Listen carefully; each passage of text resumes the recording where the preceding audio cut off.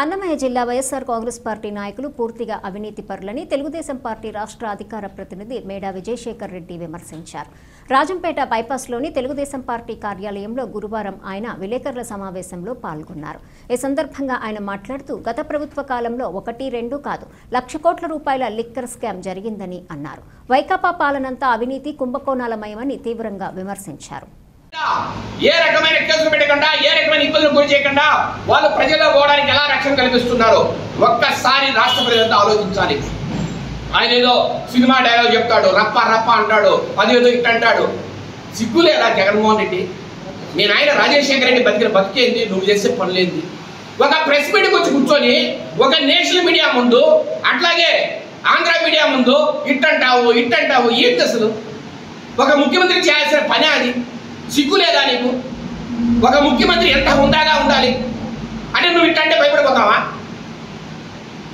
మీ నాయన వైఎస్ రాజశేఖర రెడ్డి, వాళ్ళ నాయన రాజారెడ్డి, ఇంకా వాళ్ళ నాయన పేరు ఏదైనా తెచ్చుకోండి, ఏడోడు భయపడేవాడు లేడు.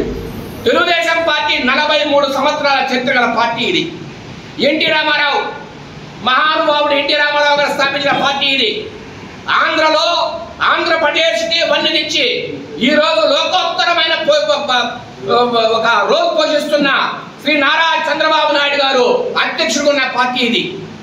అట్లాగే యువతకు ఒక తలమానికంగా తన మిలుగుతూ తన ఆశయాలతో తన అభివృద్ధితో ఈ రాష్ట్రాన్ని అభివృద్ధి పదవులో నడిపిస్తున్న శ్రీ నారా లోకేష్ గారు నడిపిస్తున్న పార్టీ ఇది.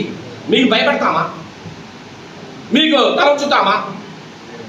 మీరు ఎందుకు కళ్ళగంటున్నారు? ఒకడోడో ఒక ఫ్లెక్సీ పెట్టుకుంటాడు, ఏదో ఇది గంగమ్మ జాతరలో కళ్ళకు వస్తామంటాడు. ఏందది? ఎంత జుగుప్సకరంగా ఉందని? అసలు డిగ్రీ అనేది ఉందా? ఇంకొకడేడో వస్తాడు, జగన్ 2.0 అంటాడు. నువ్వు ఎప్పుడు అధికారంలోకి వచ్చేది?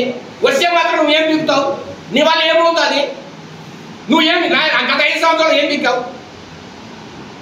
మా నాయకుని అరెస్ట్ చేశావు. తెలుగుదేశం పార్టీ అధినేత నారా చంద్రబాబు నాయుడు గారిని 53 రోజులు జైల్లో పెట్టావు. రకరకాల నాయకులు అరెస్ట్ చేసి ఇబ్బంది పెట్టావు. మమ్మల్ని రోడ్డు మీద ఎక్కడ చేశావు. ఇంతకన్నా నువ్వేం చేయగలవు? విచారిస్తే మాత్రం నీ వల్ల ఏమవుతుంది?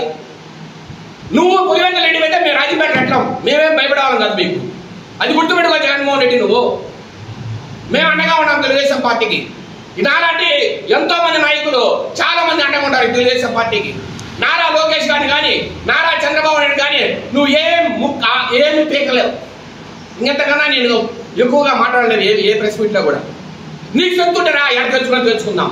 లేదంటే నీ వంటి మాటలు, లేదంటే నీ పక్కన సామంతరాజులు మిథున్ రెడ్డి కానీ ఆగిపడి అమ్మనాయుడు కానీ ఇంకొక రెడ్డి కానీ ఎవరైనా సరే రమ్మను ఏడైనా తెచ్చుకుంటాం. ఎవడు భయపడేవాళ్ళు లేడు. మీరు అర్థం చేసుకోండి. నువ్వు పొద్దున్న లేచాంచి నువ్వు ఇట్లా ఓ పక్క రపరపలు గిప్పగిప్పలు ఇవన్నీ చాలా చూశాను నేను.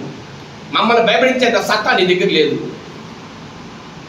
అధికారంలో ఉన్నాం కాబట్టి ప్రజలకు మేము రెస్పాన్సిబుల్ కాబట్టి ఇంతకన్నా మించి మాట్లాడితే బాగోదు కాబట్టి మాట్లాడట్లా.